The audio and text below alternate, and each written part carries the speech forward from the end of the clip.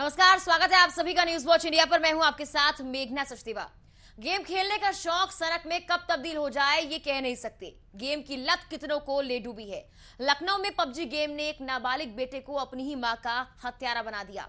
इतना ही नहीं, बेटा 3 दिन तक मां के शव के साथ रहा, लेकिन शव की बदबू ने राजफाश कर दिया। एक रिपोर्ट देखिए।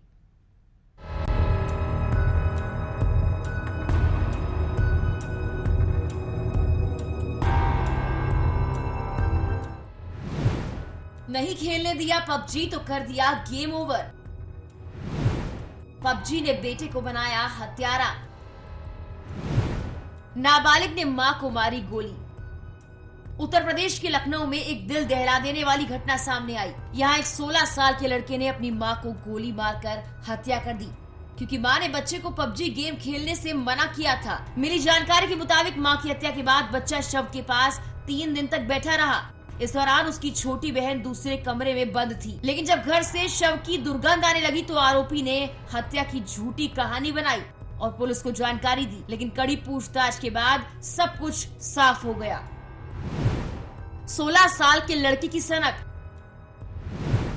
अपनी ही मां को उतारा मौत के घाट। शव से दुर्गंध आने पर जब पुलिस घटनास्थल पर पहुंची तो जांच के दौरान पता लगा कि 16 साल के बेटे ने मां की गोली मारकर हत्या कर दी। नाबालिग लड़के ने अपनी मां को पबजी गेम खेलने से रोकने के बाद उसे गोली मार दी। लाइसेंसी पिस्टल से मारी गोली। छोटी बहन को दी धमकी। शव की बदबू ने किया राजफाश। तो गुस्से में बेटे ने पिता की लाइसेंसी पिस्टल उठाई और मां के सिर में गोली मार दी, जिससे साधना की घटनास्थल पर मौत हो गई। इसके बाद आरोपी बेटे ने रिवॉल्वर को बिस्तर पर छोड़ दिया और छोटी बहन को धमकी देकर दूसरे कमरे में बंद कर दिया। पुलिस ने बताया कि वारदात के बाद 3 दिन तक बेटा घर में मां के शव के साथ रहा था। लाश से बदबू आने पर उसने घर में रूम फ्रेशनर भी छिड़का। मंगलवार की देर शाम जब दुर्गंध बढ़ी तो बेटे ने पिता को फोन कर मां की हत्या की जानकारी दी। इसके बाद पिता ने तुरंत पुलिस को फोन कर सूचना दी। आज रात लगभग 9 बजे पीजीआई पुलिस को एक सूचना मिलती है कि साधना सिंह नाम की एक महिला है जिनकी गोली मार करके हत्या कर दी गई है। मौके पर पुलिस पहुंचती है, फोरेंसिक टीम पहुंचती है, छानबीन होती है, पूछताछ होती है। मौके पर जो स्थिति क्लियर होती है, वहां से पूछताछ के बाद जो पता चलता है, वहां पर जो इनका जो एक बेटा था जिसकी उम्र लगभग 16 साल है, नाबालिग है, बाद में पता चलता है कि उसने ही इस घटना को अंजाम दिया है। जो अभी जो प्रिलिमिनरी जो इन्वेस्टिगेशन है, हमारी जो पूछताछ, उससे पता चला है कि ये लड़का जो है ये पबजी गेम का ये एडिक्ट था और इसकी माँ इसको गेम खेलने से रोकती थी, जिससे क्षुब्ध होकर के इसने इस घटना को अंजाम दिया है। इसने अपने फादर की लाइसेंसी पिस्टल थी जिससे इस घटना को अंजाम दिया है। सैटरडे और संडे नाइट को लगभग 3 बजे के आसपास इसने इस घटना को अंजाम दिया। 2 दिन तक ये उसी घर में अपनी सिस्टर के साथ रहा। आज जब कमरे से बदबू आने लगी तो फिर इसने अपने पुलिस ने झूठ पकड़ा तो कबूला गुनाह। पुलिस ने बताया कि आरोपी किशोर ने पुलिस को भी कई बार गुमराह करने की कोशिश की। पुलिस ने शुरुआती जांच में उसने बताया कि बिजली मिस्त्री घर पर आया था, उसी ने मां को मार दिया है। लेकिन 2.5 घंटे की तफ्तीश के अंदर ही पूरी कहानी सामने आ गई और बेटे ने कबूल कर लिया कि मां ने पबजी गेम खेलने से मना किया था। इसलिए गुस्से में आकर उसने पिता की पिस्टल से मां के सिर पर गोली मार दी और 3 दिन तक घर में शव रखा रहा। Bureau report, news watch India.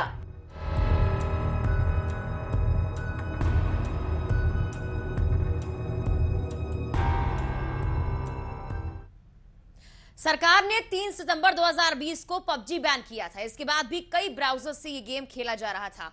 Game की फाइल आप डाउनलोड भी कर सकते हैं, उसे प्ले भी कर सकते हैं, लेकिन इसके बहुत सारे साइड इफेक्ट्स हैं।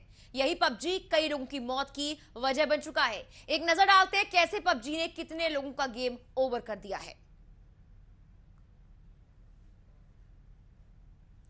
तो बात करते हैं 22 अप्रैल 2022 की, रायगढ़ की बात, जहां पर घर वालों ने गेम खेलने से इनकार किया तो 19 साल के दुर्गा प्रसाद ने फांसी लगा ली।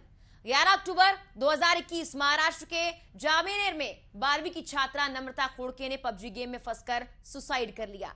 3 जुलाई 2020 बुलंदशहर में 11वीं के छात्र ने पबजी गेम के डिप्रेशन में खुद को गोली मारकर सुसाइड कर लिया। 26 जून 2020 महाराष्ट्र के यवतमाल में 22 साल के निखिल पेरेवान ने टास्क नहीं पूरा हो पाया तो सुसाइड कर लिया। 12 जनवरी 2020 मथुरा में 19 साल के पीयूष शर्मा को मां ने पबजी खेलने से मना किया तो मोबाइल तोड़ा और बेटे ने फांसी लगा ली। 30 जून 2019 महाराष्ट्र के भिवंडी में भाई ने गेम खेलने से मना किया तो 15 साल के लड़के ने कैंची से उसकी हत्या कर दी।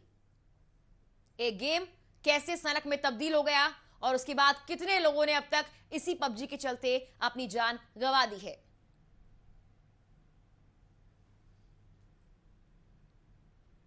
लेकिन समझना होगा हमें कि आखिर किस तरह से पबजी लोगों की जिंदगी बर्बाद कर रहा है। इस तरह के कई और गेम्स हैं जिसकी लत लग जाती है और उसके बाद क्या हाल और हश्र होता है वो आपने देखा। फिलहाल मनोचिकित्सक देवाशीष शुक्ला हमारे साथ जुड़ गए हैं, उनसे जानकारी लेते हैं और समझने की कोशिश करेंगे कि आखिर इस तरह के गेम्स बच्चों के दिमाग पर किस तरह का असर डालते हैं। सर, स्वागत है आपका न्यूज वॉच इंडिया पर। जी नमस्कार। देवाशीष जी, आपने देखा दिल दहला देने वाली ये घटना सामने आई है और एक बेटा 16 साल का लड़का अपनी मां का हत्यारा बन गया पबजी गेम के चलते।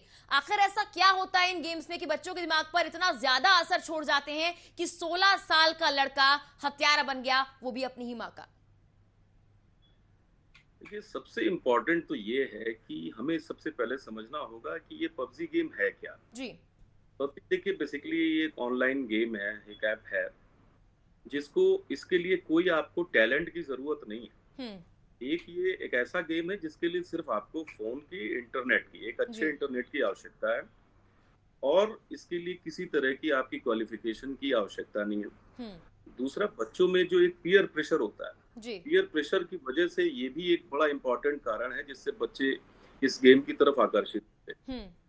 अब एक दूसरी व्यवहारिक जो मनोदशाएं हैं जिससे ये पबजी गेम घिरा हुआ है, इस पबजी गेम में जब इंटर करते हैं आदमी, इसमें जो क्या क्या चीजें सिखाता है वो बड़ा आवश्यक है जानना। First is aggression, second is speed, third is impulsivity and fourth is challenges. तो जब इस गेम में आदमी एंट्री कर रहा है तो वो गेम ही उसको एग्रेशन सिखा रहा है, स्पीड सिखा रहा है और इस गेम के दौरान ही कई ऐसी बातें हैं जिसमें दूसरा आदमी जो गेम खेल रहा है उससे आप डिस्कशन भी कर सकते हैं। जी। तो उसमें जो बातें सुननी पड़ती हैं वो जैसे लाइक नो मर्सी, फायरिंग, तो इस तरीके की चीजें जो हैं और लोगों से बातचीत करते रहना, ये कहीं ना कहीं एक ब्रेन में डोपामीन न्यूरोट्रांसमीटर, एक केमिकल जिसका जो सीक्रेट होता है, तो आदमी को बड़ा ही एक उत्साहजनक और उत्साहवर्धक वो चीज महसूस होती है। तो धीरे धीरे ये बच्चा उसके एडिक्शन का शिकार होना शुरू हो जाता है और कहीं ना कहीं ऐसे वर्ड्स जैसे किसी को मार दो, गोली चला दो, ऐसी चीजें एक्टिवली तो नहीं लेकिन पैसिवली उसके सामने आती रहती हैं जिसको वो सुनता रहता है गेम के दौरान। तो ये सब चीजें कहीं ना कहीं बहुत डिस्टर्ब करती हैं। वर्ल्ड बैंक ने 2018 में ही इसको करीब विश्व के सभी देशों ने गेमिंग डिसऑर्डर का नाम दे दिया कि ये गेमिंग डिसऑर्डर है। तो अब इसमें ये समझना पड़ेगा कि इस डिसऑर्डर में क्या करता है। जैसे 12 महीने से ज्यादा समय का अगर कोई बच्चा गेम ऐसा कोई प्ले कर रहा है और उससे दूर करने पर या उससे दूर होने पर वो अगर विड्रॉल सिम्टम्स कुछ भी आते हैं, जैसे कि अल्कोहल छोड़ने वालों को, स्मैक गांजा पीने वालों के साथ ये स्थिति आती है, तो इस चीज को समझ जाना चाहिए कि ये चीज अब धीरे धीरे एक डिसऑर्डर में बदल चुकी है। बिल्कुल। तो अब ये एक ऐसी समस्या बन के आ गई है जिसमें पेरेंट्स को बहुत ध्यान देने की जरूरत है। सर, हमने देखा है कि कोविड के बाद से लगातार जो बच्चे हैं वो पेरेंट्स से काफी अलग भी हो गए हैं। भले ही वो एक घर में रहे लेकिन कहीं ना कहीं जब बच्चे घर से बाहर नहीं गए, उन्हें खेलने को नहीं मिला, दोस्त नहीं मिले, तो उन्होंने फोन को ही अपना साथी बना लिया और उसके बाद जो डिस्टेंस है वो और ज्यादा कम होने की बजाय बढ़ गया है पेरेंट्स और बच्चों के बीच में। इन गेम में वो ज्यादा इन्वॉल्व हो जाते हैं और उन्हें लगता है कि यही उनकी दुनिया है और पेरेंट्स ये सोचकर कि कहीं ना कहीं बच्चे बिजी हैं, शायद वो किसी अच्छे काम में लगे हुए हैं या फोन में इस तरह के गेम्स में लगकर उनका जो ब्रेन है वो और तेजी के साथ चलेगा, वो इस चीज को नजरअंदाज कर देते हैं। तो ऐसे वक्त में जब बच्चों को समझाना चाहिए, उन्हें बताना चाहिए कि एक अच्छे और बुरे गेम में कैसे डिफरेंशिएट किया जाए, कैसे पेरेंट्स को शुरुआत करनी चाहिए, कैसे उनको बच्चों से संवाद करना चाहिए इन गेम्स को लेकर। सबसे इम्पोर्टेंट तो ये है कि हमें ये समझना पड़ेगा, जैसे हम लोग 21st सेंचुरी में हैं जी। आजकल की स्थितियां ये हैं कि हम लोग मैकेनिकल ज्यादा हो गए हैं। अब जैसे स्कूल कॉलेजेस में हम लोगों के आईक्यू लेवल पे डिस्कशन बहुत होता है कि इसका आईक्यू लेवल बहुत अच्छा है, ये पढ़ने में बहुत अच्छा है। तो एक आईक्यू लेवल के साथ एक इमोशनल कोशेंट भी होना चाहिए कि व्यक्ति का ये स्कूल में ज़रूर पढ़ाना चाहिए कि व्यक्ति की मानसिकता, उसके इमोशंस को भी आदमी को समझने की ज़रूरत है। इमोशंस कैसे होते हैं, उनको कैसे प्रोड्यूस करना है, कैसे उसको समझना है, ये बड़ा आवश्यक है। इसको फैमिलीज़ में और स्कूल में भी लोगों को पढ़ाने की ज़रूरत है। दूसरा, बच्चों के साथ समस्या ये है कि उनके दोस्त अगर हैं, जी। तो बच्चों के हर फ्रंट पे आपको आना पड़ेगा, चाहे वो स्कूल का हो, उनके मोबाइल गेम्स का हो, उनकी ऑनलाइन पढ़ाई का हो, उनके गेम का हो, आपके हर फ्रंट पर बच्चों के आपकी नज़र होनी चाहिए। ये बड़ा आवश्यक है। उनके दोस्त कैसे हैं, किस तरीके के दोस्त हैं, क्या किस गेम को वो लोग ज़्यादा प्रेफ़र करते हैं या किस जी। तरीके की चीज़ों में इन्वॉल्व ज़्यादा हैं, ये पेरेंट्स को इस पे नज़र रखनी पड़ेगी। अगर वो ऐसा करते हैं, तो हमें लगता है कहीं न कहीं ऐसी गतिविधियों से हम लोग अलर्ट भी पहले हो सकते हैं। और जो ये टीनेज है, इसमें तो बच्चों को थोड़ा-सा इमोशनली भी हम लोगों को बाउंड करना पड़ेगा। तो माँ-बाप के लिए बड़ा आवश्यक है कि हम अपनी पेरेंटिंग को उस तरीके से रखें कि जिससे कि बच्चा थोड़ा-सा इमोशनल भी रहे, आपको अपना एक कलीग समझ के, एक दोस्त समझ के आपसे सारी बातें डिस्कस कर सके। सर, आजकल आपने देखा होगा कि जो पेरेंट्स होते हैं वो ऑफिस में ही ज़्यादा काम करते हैं, घर में वक्त कम दे पाते हैं। तो ऐसे में जिस इमोशनल अटैचमेंट की बात आप कर रहे हैं, इमोशनली उनको समझाना, ये थोड़ा मुश्किल हो जाता है। बच्चों को या तो दूर-दराज भेज दिया जाता है, हॉस्टल बच्चे पढ़ते हैं जाकर, और काफ़ी कम वक्त जो है पेरेंट्स बच्चों को दे पाते हैं। ऐसे में और ज़्यादा खतरा बढ़ जाता है कि वो अपने फ़ोन की तरफ ज़्यादा अट्रैक्टेड रहें या इस तरह के गेम्स या ऐप्स या सोशल मीडिया को इस्तेमाल करें। और ज़ाहिर-सी बात है, जब सोशल मीडिया उनकी दुनिया बन जाएगी, तो वहाँ से वो ज़्यादा इन्फ्लुएंस होंगे। नहीं, सबसे इम्पोर्टेंट यही है कि आप देखिए, आप सुबह सुबह की जगह आप शाम को जब भी आप घर पर आ पा रहे हैं, जब भी समय दे पा रहे हैं आप, जी। लेकिन उस समय भी आपको अपने चिल्ड्रन के साथ, अपने बच्चे के साथ इन्वॉल्व होना पड़ेगा। आपको जॉइंटली वर्क करने की ज़रूरत है, उनकी जी। पढ़ाई को लेके, उनके क्लासेस को लेके और उनके दोस्तों के बारे में। जब भी थोड़ा-सा भी समय मिले, तो आपको इन चीज़ों को करना बहुत आवश्यक है। ऐसा नहीं है कि मैं थक के आया हूँ, मैं अब सो गया हूँ, अब मैं बात नहीं करूँगा, अब मैं उनकी एक्टिविटी के बारे में भी डिस्कशन मैं नहीं करूँगा। जी। तो ये सब ऐसी चीज़ें हैं जिसमें आपको समय देना ही देना है। पेरेंट्स के लिए ये एक कमाई के साथ-साथ ये एक आवश्यकता है जिस पे आपको काम करना ही पड़ेगा। नहीं तो आपके साथ इमोशनल बाउंड जो उसका है वो धीरे-धीरे कम होता जाएगा। एंटी सोशल पर्सनैलिटी उसके अंदर डेवलप होती जाएगी। धीरे-धीरे मेंटल हेल्थ और फिजिकल हेल्थ पे भी उसके असर आएगा। और जो कंट्रोल होना चाहिए, वो कंट्रोल जिसकी वजह से पेरेंट्स को आप भले ही थोड़ा समय दें, लेकिन समय तो आपको देना ही पड़ेगा। अदरवाइज बच्चों के अंदर इस तरीके की पर्सनालिटी डेवलप होना स्टार्ट हो जाती है। जी। सर, अगर देखा जाए, हम सिर्फ पबजी की आज बात इसलिए कर रहे हैं क्योंकि पबजी के चलते ही एक बेटा हत्यारा बन गया। दिल दहला देने वाली ये घटना है। लेकिन पबजी के अलावा सोशल मीडिया साइट्स किस तरह से बच्चों को इन्फ्लुएंस कर रही हैं, हम ये देख रहे हैं। गूगल चाहता है कि फिल्टर हो हर कंटेंट बच्चों के लिए, लेकिन ऐसा हो नहीं पाता। सभी सोशल मीडिया साइट्स ये वादा करती हैं कि हमारी प्राइवेसी को बिल्कुल सही तरीके से रखा जा रहा है, या हमारे बच्चे या हमारे आसपास के बच्चे क्या कुछ देख रहे हैं ये भी फिल्टर किया जाए, लेकिन ऐसा पूरी तरह से संभव अभी तक नहीं हो पाया है। जब ये कंटेंट फिल्टर नहीं होता, बच्चों के दिमाग पर असर डालता है, तो सिर्फ पबजी से नहीं बल्कि और चीजों को लेकर भी उनका जो मन है वो शांत नहीं होता है। उनके अंदर क्यूरियोसिटी बढ़ती है, कहीं ना कहीं उस कंटेंट को खंगालने की, उसके बारे में जानने की वो कोशिश करते हैं। तो शुरुआती दौर में पेरेंट्स को क्या करना चाहिए ऐसा कि बच्चे उस तरफ जाए ही ना, उस दिशा को पहले ही रोक दिया जाए, उस रास्ते को पहले ही रोक दिया जाए, क्योंकि आजकल पीयर प्रेशर इतना है कि अगर आप सोशली एक्टिव नहीं हो तो आपको सोसाइटी में जगह नहीं दी जाती। बच्चे इसी तरफ ज्यादा बढ़ते हुए नजर आ रहे हैं। नहीं, देखिए, वो बड़ा आवश्यक विषय है कि आपको सोशली आपको एक्टिव भी रहना है, एडवांस भी रहना है। जी। चीज़ों जैसे-जैसे डेवलप हो रही हैं, उस पे आपको नज़र भी रखनी है कि आप उन मामलों में पीछे भी ना हों। लेकिन सोसाइटी की जो फाउंडेशंस हैं, जी। उसको ध्यान में रखते हुए गवर्नमेंट ने भी तो बैन कर रखा है इन सब गेम्स को, लेकिन उसके बिल्कुल। बावजूद भी कुछ लोग हैं जो ऐसा इसको चला रहे हैं।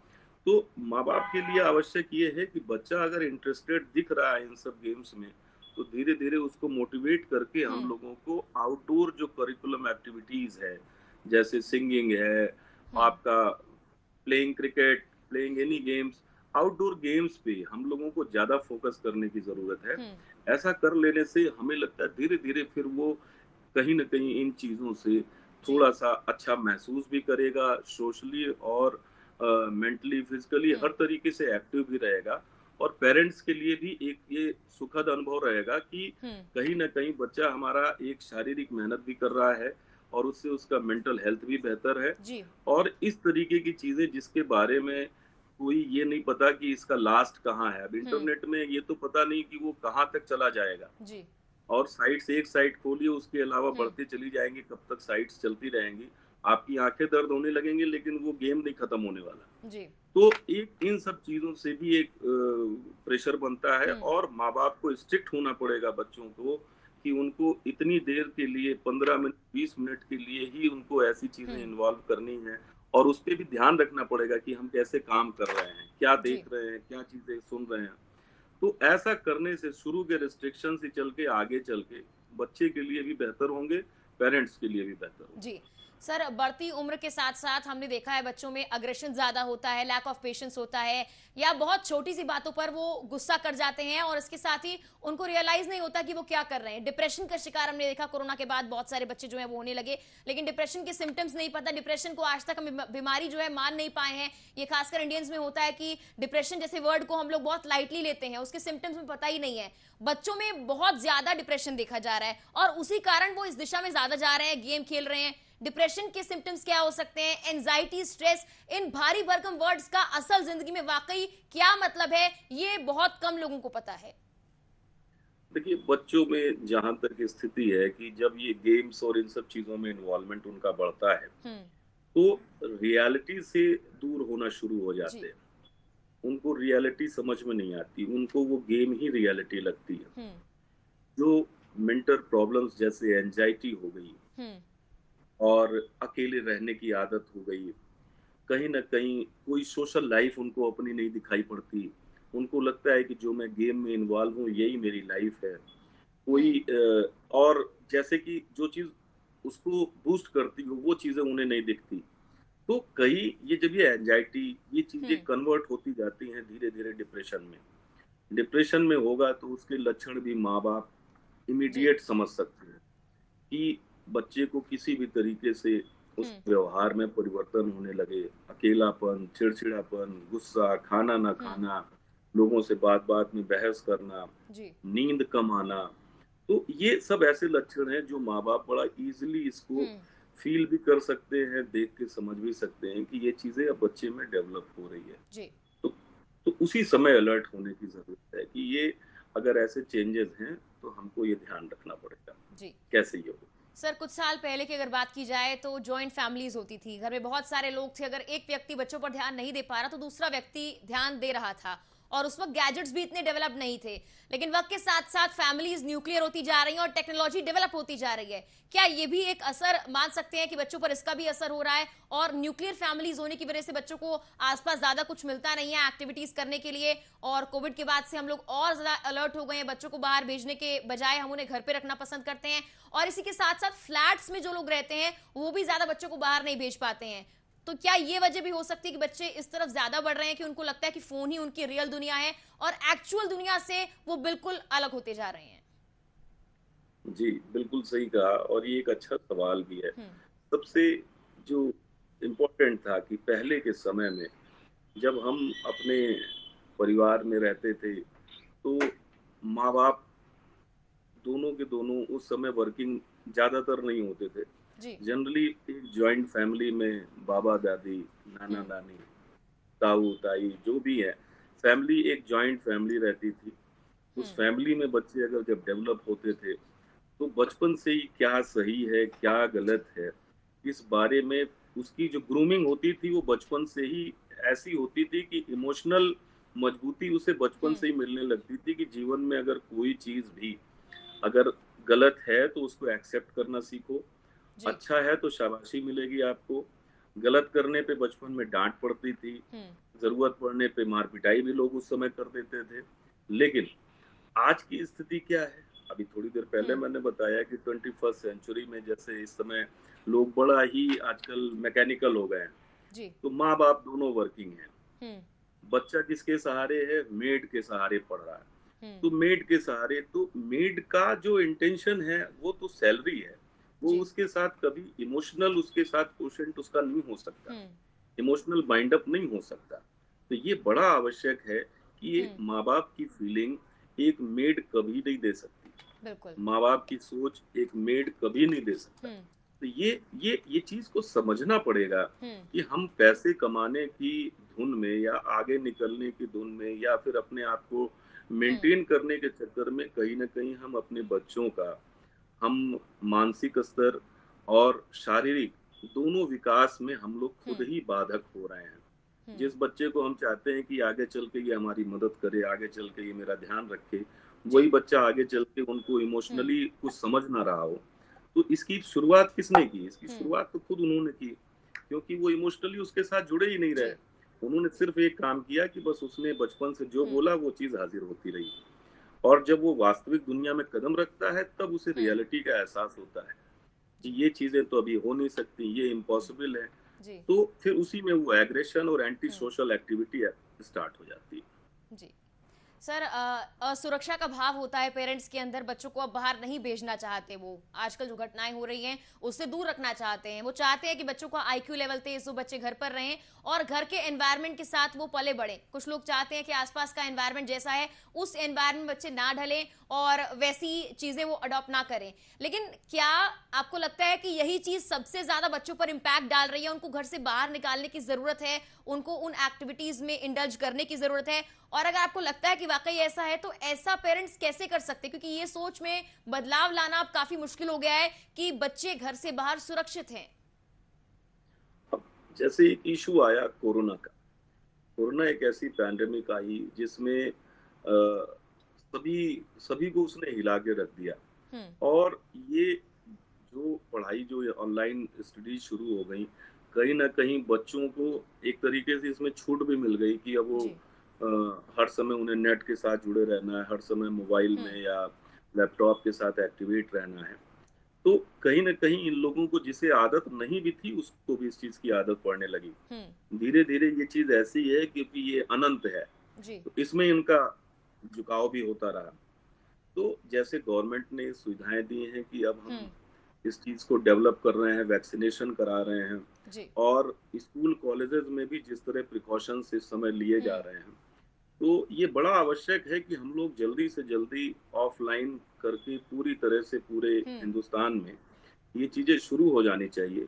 बच्चा स्कूल में सिर्फ स्टडी के लिए नहीं जाता, वहाँ हम्म। उसको एक एनवायरनमेंट मिलता है, जी। टीचर्स के साथ, फ्रेंड्स के साथ। वहाँ गेम्स के भी कुछ हम्म। पीरियड्स होते हैं जिसमें जी। वो खेलता भी है। तो एक साथ उसकी फिजिकल मेंटल दोनों ग्रूमिंग होती है। हम्म। तो मैं तो इस चीज के लिए बिल्कुल पक्षधर हूँ कि ये चीजें तत्काल शुरू हो जाएं, और गवर्नमेंट लेवल पे भी इसका प्रयास बहुत अच्छे से हो हम्म। ही रहा है, और मैक्सिमम हमारे ख्याल सारे स्कूल्स और कॉलेजेस अब स्टार्ट हो चुके हैं। तो अब ये बस ध्यान देना है कि हम्म। स्कूल कॉलेज भेजना भी जरूरी है, नजर भी रखना जरूरी है, दोस्तों पे भी नजर रखना आवश्यक जी। है, क्या खेल रहे हैं, क्या देख रहे हैं इस बारे में। और नेट पर भी वो एक सिस्टम एक होना चाहिए कि इतनी हम्म। देर का आपका इन्वॉल्वमेंट है, इतनी देर आप करें। नेट की स्पीड स्लो करने का सिस्टम हो तो नेट की स्पीड भी स्लो कर सकते हैं। जी। तो ये कुछ प्रिकॉशंस हैं जो माँ बाप हम्म। को लेने ही पड़ेंगे। सर, आखिरी सवाल आपसे मेरा ये है, क्योंकि हम गवर्नमेंट की बात अब कर ही रहे थे तो पेरेंट्स के इन्वॉल्वमेंट की बात हमने करी, लेकिन गवर्नमेंट ने भी ये समझने में काफी वक्त लगाया कि ये समस्या है, बहुत बड़ी समस्या है, और ऐसे कई गेम्स और सोशल मीडिया का कंटेंट है जिसे फिल्टर करने की जरूरत है, जिस पर नजर गवर्नमेंट को रखने की जरूरत है। तो गवर्नमेंट का सर क्या रोल हो सकता है? अब गवर्नमेंट को थोड़ा सा, जैसे कहते हैं कि ना कि नियम को थोड़ा और कड़ा करने की जरूरत है। जी। अब भारतवर्ष में जो इमोशंस के लिए ही जाना जाता है देश, हम्म। इस देश में नई खेप अगर हमारी बिना इमोशंस के डेवलप हो रही है, जी। तो इसके लिए कहीं ना कहीं ये इंटरनेट और ये सब चीजें बहुत दोषी हैं। हम्म। तो इसको भी उसी तरह कड़ाई से इस पर काम करना है। भाई देखिए, एक माँ कहीं ना कहीं, आप जब इन चीजों से बाहर आएंगे तो आपको जीवन में बुरा लगेगा कि मैंने अपनी माँ पर गोली चलाई और उसको मार दिया। बिल्कुल। ये अभी तो वो एक मानसिक बीमारी में है, जैसा मुझे लगता है। जो उस गेम ने उसको डेवलप किया, जो गेम ने उसको एंगर दिया, जिस गेम ने उसको ये सिखाया, लेकिन बाद में इलाज के बाद या ऐसी चीजों से ठीक होने के बाद उसको जीवन भर इस चीज का अफसोस रहेगा कि मैंने एक गेम के चक्कर में मैंने अपनी माँ का मर्डर कर दिया। तो एक तरीके से जो 302 धारा होती है, उस तरीके की धारा पे जिस तरीके का कानून बनाया गया है, ऐसे ही कड़े कानून बनाए जाने की जरूरत है। और जो भी सोशल साइट्स पे लोग इस तरीके से चीजें डेवलप कर रहे हैं, मिसयूज कर रहे हैं, उनको भी इसी तरह की सजा देने का प्राविधान होना चाहिए, जिससे एक डर व्याप्त हो। देखिए, बिना डरे ये लोग मानेंगे नहीं जी। क्योंकि इससे हमारी नई खेप खराब हो रही है। ये बड़ा आवश्यक है कि हम लोग इस पे ध्यान दें, और सरकार इसमें कोई कड़ा कानून बना के तब इसमें कदम उठाएगी तो निश्चित ही आने वाला जो एक भविष्य है हम लोगों का, वो बड़ा अच्छा रहेगा। बिल्कुल सर, आने वाले भविष्य के लिए पेरेंट्स की और गवर्नमेंट की जिम्मेदारी उन्हें बखूबी निभानी चाहिए। उम्मीद करते हैं कि कुछ जो एडवाइस आज आपके जरिए दी गई है, हमारे चैनल के जरिए दी गई है, उसको फॉलो भी किया जाए और बच्चे भी उसे सुने और पेरेंट्स भी उसको सुने। फिलहाल धन्यवाद सर जुड़ने के लिए हमारे साथ। तो प्रधानमंत्री नरेंद्र मोदी ने अब से कुछ साल पहले जब पबजी बैन हुआ था, उससे पहले अपने संबोधन में पबजी का जिक्र किया था। तब किसी ने उनसे सवाल पूछा था कि भाई पबजी है क्या, तो वहां पर जो हंसी हुई थी, उसके बाद ये बात सामने आई थी कि पूरे देश में पबजी का क्रेज है। हालांकि पीएम ने उसका जवाब दिया था कि पबजी समस्या भी है, समाधान भी है, लेकिन कुछ वक्त बाद जो सरकार है उसको ये पता लगा कि ये कितनी बड़ी समस्या है। और आज इस खबर के जरिए आप ये जान गए होंगे वाकई पबजी और ऐसे ऑनलाइन गेम्स कितनी बड़ी समस्या है और कितनी बड़ी मानसिक बीमारी आपके बच्चों को दे सकते हैं। आज के इस एपिसोड का हमारा मकसद यही है कि आप जानें कि इस मानसिक बीमारी से अपने बच्चों को कैसे बचाएं, और ऑनलाइन गेमिंग हो या फिर इंटरनेट हो, अगर आपके बच्चे उसमें इन्वॉल्व हैं तो आप पूरी नजर उन पर रखें और कैसे इन चीजों से उनको बाहर निकालना है ये आपको बताया जाए। फिलहाल के लिए इतना ही। नमस्कार।